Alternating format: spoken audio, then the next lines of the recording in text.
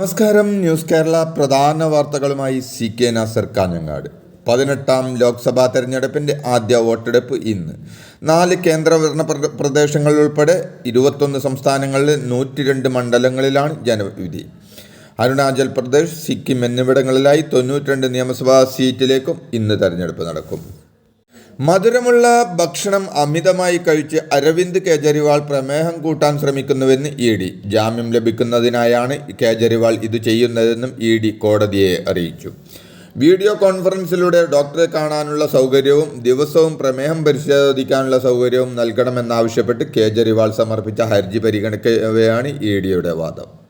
ഡൽഹി മുഖ്യമന്ത്രി അരവിന്ദ് കെജ്രിവാളിനെ ജയിലിൽ വെച്ച് കൊലപ്പെടുത്താനുള്ള ഗൂഢാലോചന നടക്കുന്നതായി ഡൽഹി മന്ത്രി അദിലി മർലേന. പ്രമേഹബാധിതനായ കെജ്രിവാളിന് ഇൻസുലിൻ നിർബന്ധമാണ്, എന്നാൽ അദ്ദേഹത്തിന് ഇൻസുലിൻ നൽകുന്നില്ല. പ്രമേഹം കൂടാൻ കെജ്രിവാൾ ജയിലിൽ വെച്ച് അമിതമായി മധുരം കഴിക്കുന്നുവെന്ന ED വാദം അടിസ്ഥാനരഹിതമാണ്. അങ്ങനെ ഒരു മധുരം ജയിലിൽ വിതരണം ചെയ്യുന്നില്ല. ഇത് പറയുന്നത് കള്ളമാണെന്നും ആദ്മി പാർട്ടി ചൂണ്ടിക്കാട്ടുന്നു. BJP MPമാർ കേരളത്തിൽ ജയിച്ചാൽ സഹകരണ മേഖലയിൽ അഴിമതി ഇല്ലാതാക്കുമെന്നും കേരളത്തിലെ സഹകരണ മേഖലയിൽ മോദിക്ക് വലിയ താൽപ്പര്യമാണെന്നും കേന്ദ്ര പ്രതിരോധ മന്ത്രി രാജ്നാഥ് സിംഗ്. പ്രകടന പത്രികയിൽ പറയുന്നത് എല്ലാം ചെയ്യുന്ന പാർട്ടിയാണ് BJP. അതിൻ്റെ ആദ്യത്തെ ഉദാഹരണമാണ് ജമ്മു കാശ്മീരിലെ പ്രത്യേക പദവി എടുത്തു കളഞ്ഞതും അയോധ്യയിൽ ക്ഷേത്രം പണിതതുമെല്ലാം. മാവേലിക്കര ലോക്സഭാ മണ്ഡലത്തിലെ തെരഞ്ഞെടുപ്പ് പ്രചരണ യോഗത്തിൽ സംസാരിക്കുകയായിരുന്നു അദ്ദേഹം.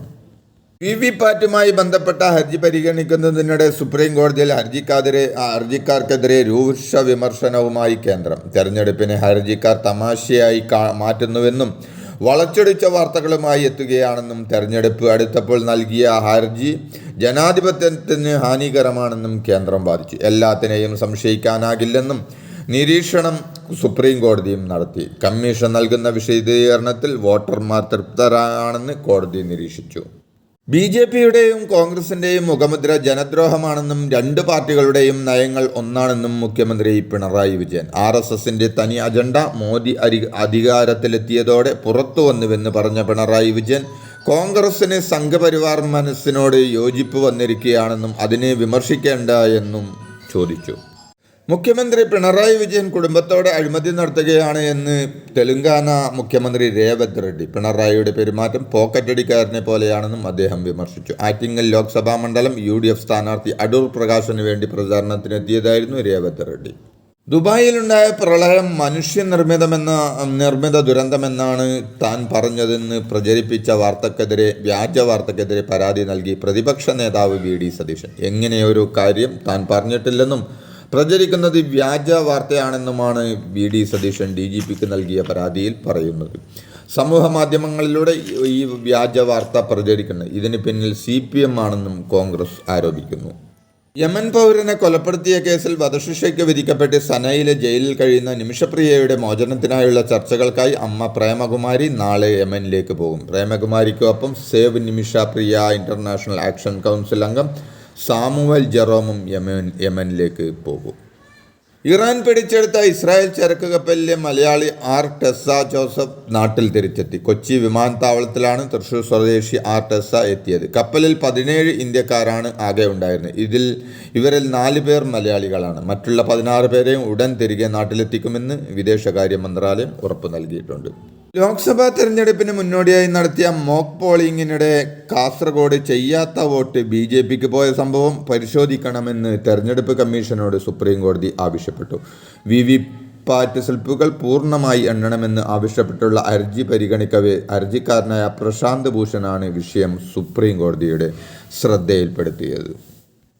സ്വന്തം പാർട്ടിയുടെയോ ഘടകകക്ഷിയായ മുസ്ലിം ലീഗിൻ്റെയോ പതാക ഉയർത്തിപ്പിടിച്ച് നിവർന്നു നിന്ന് വോട്ട് ചോദിക്കാൻ പോലും കഴിവില്ലാത്തവരായി കോൺഗ്രസും UDFും അധപതിച്ചിരിക്കുന്നുവെന്ന് മുഖ്യമന്ത്രി പിണറായി വിജയൻ. ജനങ്ങളെ ബാധിക്കുന്ന വിഷയങ്ങളിൽ ഒരു നിലപാടും പറയാൻ ശേഷിയില്ലാത്ത UDFും ശക്തമായ നിലപാടുകൾ മുന്നോട്ട് വെക്കുന്ന LDFും തമ്മിലാണ് കേരളത്തിലെ മത്സരമെന്നും അദ്ദേഹം പറഞ്ഞു. കോൺഗ്രസിൽ നിന്ന് BJPയിലേക്കുള്ള ഒഴുക്കിന് അവസാനമില്ലാത്ത സ്ഥിതിയാണ്. മുൻ കോൺഗ്രസ് മുഖ്യമന്ത്രിമാരുടെ മക്കളിൽ തുടങ്ങി പലരും ഇന്ന് BJP ഓഫീസിലേക്ക് ടിക്കറ്റ് എടുത്ത് നിൽക്കുകയാണെന്നും മുഖ്യമന്ത്രി പറഞ്ഞു.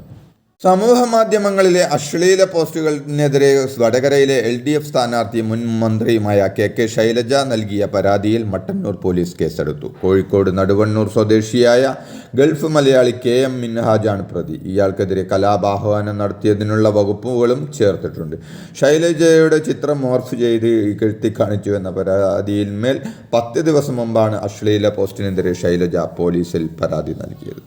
വിശ്വപ്രസിദ്ധമായ തൃശ്ശൂർ പൂരം ഇന്നലെ ഉച്ചയോടെ വടക്കുംനാഥ ക്ഷേത്രത്തിൻ്റെ തെക്കേ ഗോപുര നട തള്ളിത്തുറന്ന് സെയ്തലക്കാവ് ഭഗവതി എഴുന്നള്ളിയതോടെ പൂരാവേശത്തിലാണ് നഗരം. ഇന്ന് രാവിലെ 7:30 കണിമംഗലം ശാസ്താവ് എഴുന്നള്ളി എത്തുന്നതോടെ 36 മണിക്കൂർ നീളുന്ന തൃശ്ശൂർ പൂരത്തിന് ആരംഭം കുറിക്കും. 11:30 കൊങ്ങാട് വധുവിൻ്റെ പ്രമാണത്തിൽ തിരുവമ്പാടിയുടെ മഠത്തിൽ വരവ്. ഉച്ചയ്ക്ക് 2 തേക്കിൻകാട് മൈതാനത്തിലെ ഇലഞ്ഞിച്ചുവട്ടിൽ കിഴക്കൂട്ട് അനിയന്മാരുടെ നേതൃത്വത്തിൽ 250ഓളം കലാകാരന്മാരുടെ ഇലഞ്ഞിത്തറ മേളം. 5-നാണ് പാണ്ടിമേളം കൊട്ടിയുള്ള തെക്കോട്ടിറക്കം. 6-ഓടെയാണ് ഭഗവതിമാരുടെ കൂടിക്കാഴ്ചയും കൂടമാറ്റവും. നാളെ പുലർച്ചെ 3 മുതൽ 5 മണി വരെയാണ് വെടിക്കെട്ട്. ഉച്ചയ്ക്ക് 1-ഓടെ പകൽപൂരത്തിൻ്റെ സമാപനത്തിൽ ശ്രീമൂലസ്ഥാനത്ത് നടക്കുന്ന വിടപറയൽ ചടങ്ങോടെ തൃശ്ശൂർ പൂരത്തിന് സമാപനമാകും. കോയമ്പത്തൂർ മണ്ഡലത്തിൽ BJP സ്ഥാനാർത്ഥി K അണ്ണാമലയുടെ ബന്ധുക്കൾ ഗൂഗിൾ പേ വഴി വോട്ടർമാരെ പണം നൽകി സ്വാധീനിക്കുന്നതായി DMKയുടെ പരാതി. നേരത്തെ ട്രെയിനിൽ കടത്തിയ കോടിക്കണക്കിന് രൂപയുമായി BJP പ്രവർത്തകൻ അടക്കം ചെന്നൈയിൽ പിടിയിലായിരുന്നു. ഇതോടെ ഇന്നത്തെ പ്രധാന വാർത്തകൾ സമാപിച്ചു. നന്ദി, നമസ്കാരം. നല്ല കുടിവെള്ളം, നല്ല ആരോഗ്യം, നല്ല ജീവിതം. കാഞ്ഞങ്ങാട് മാണിക്കോത്ത് ഗ്രീൻ ഷോപ്പിയിൽ നല്ല കുടിവെള്ളം സമ്മാന പദ്ധതി വീണ്ടും ആരംഭിച്ചിരിക്കുന്നു.